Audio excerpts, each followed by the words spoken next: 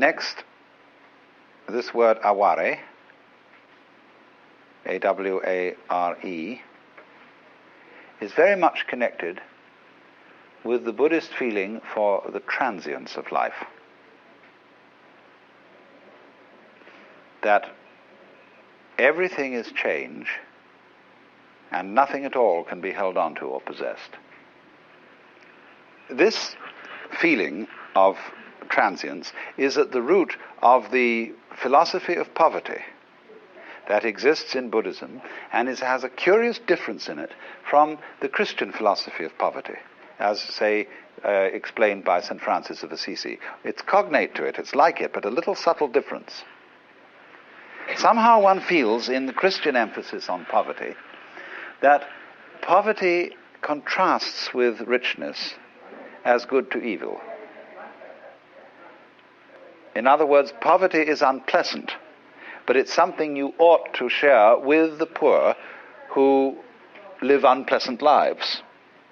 So if you are to expiate your sins, well, you ought to be poor and to live roughly. And so, for this reason, in Buddhism, one would not say so much poverty as one would say simplicity. Not going without, not clinging to things because it's good for you, but because it is actually the happiest way to live. Because nothing is more terrifying than the state of chronic anxiety which one has if you are subject to the illusion that something or other in life could be held onto and safeguarded, and nothing can. So the acceptance of everything flowing away is absolutely basic to freedom, to being unsui, a cloud water person who drifts like cloud and flows like water. But in this, we mustn't take ourselves too ridiculously. I mean, naturally, all human beings have in them a certain clinging. See, you can't let go totally. You wouldn't be human if you did. You can't be just a leaf on the wind, or just a ball in a mountain stream, to use a Zen poetic phrase. Because if you were that, you wouldn't be human.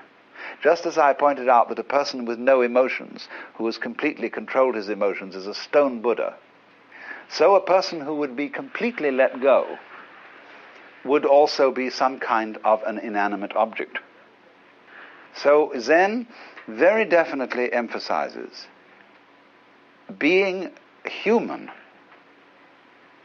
being perfectly human as its ideal. And so to be perfectly human, one must have not a state of absolute detachment, but a state of detachment which contains a little bit of resistance,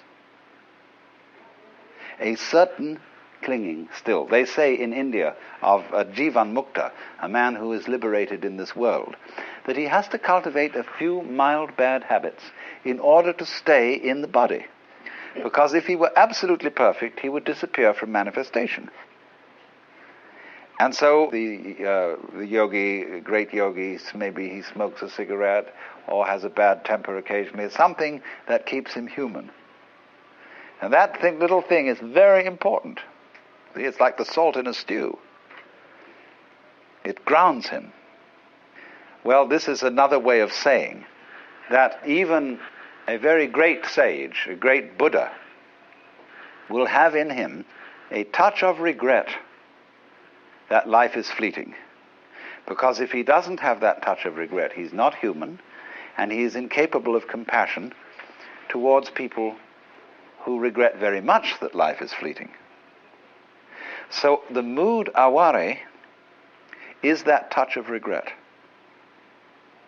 of nostalgia, of, you know that poem which speaks of the feeling of a banquet hall deserted.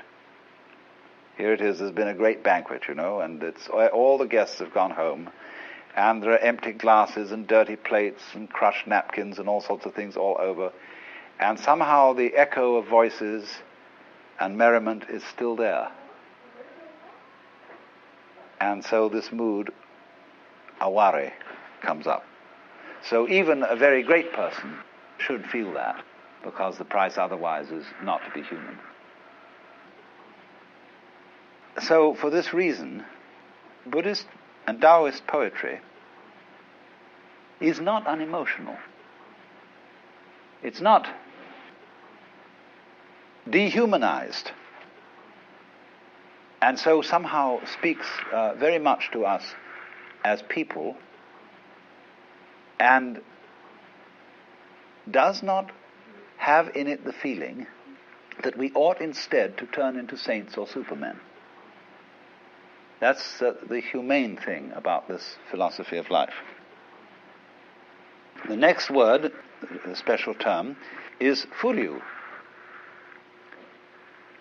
Furyu means literally wind flow. Fu is the character for wind.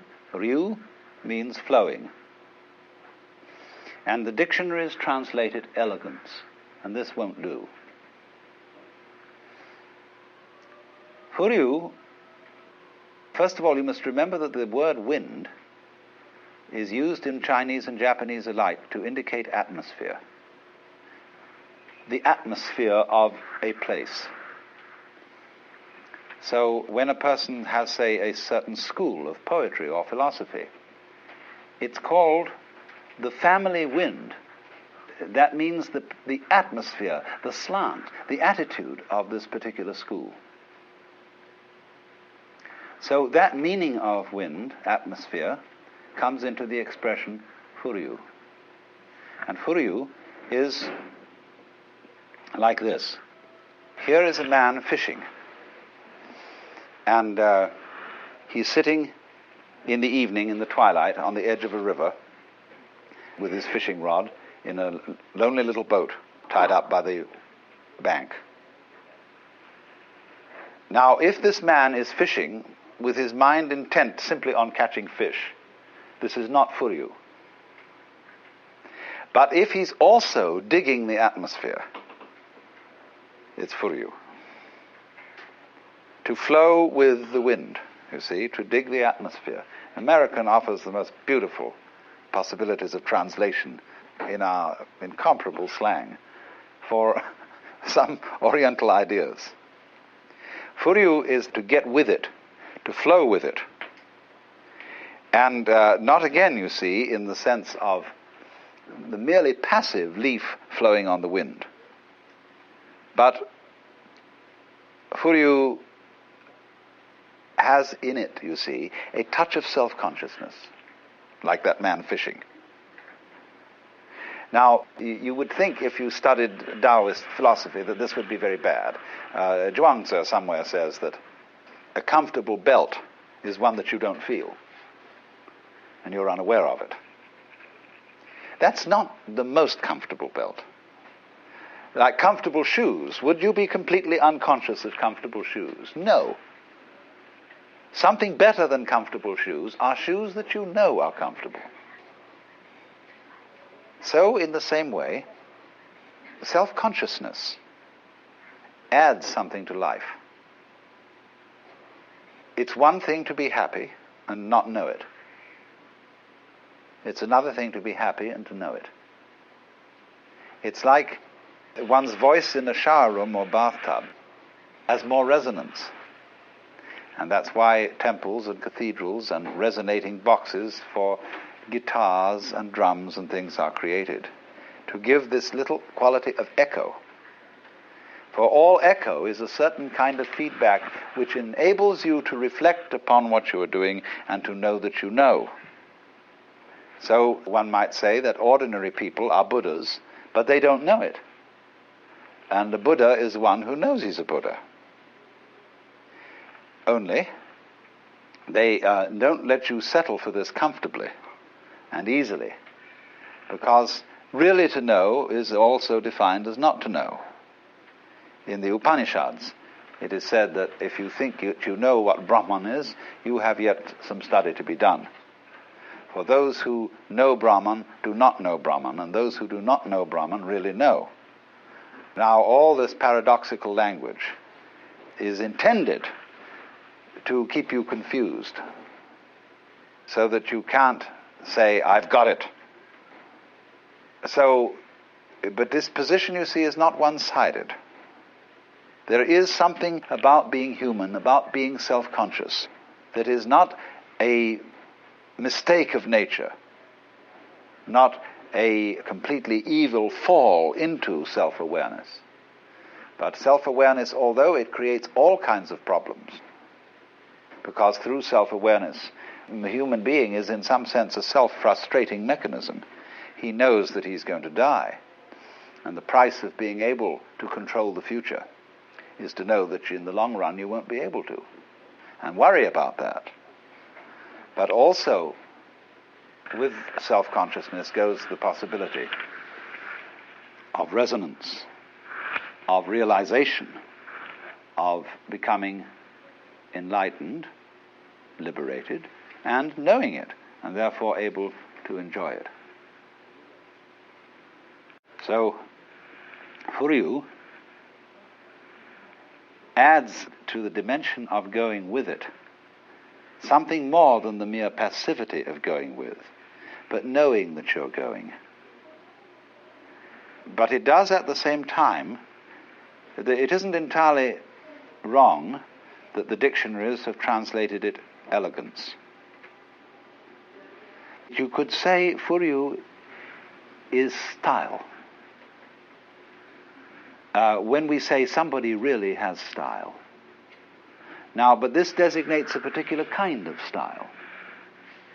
It is the style of what one might call the elegant poor man, the aristocratic bum, the rich pauper, you see. Now, you find that a good deal in the things that we've been seeing. We've gone to many temples where nobody really owns anything, and yet in a way they're luxurious.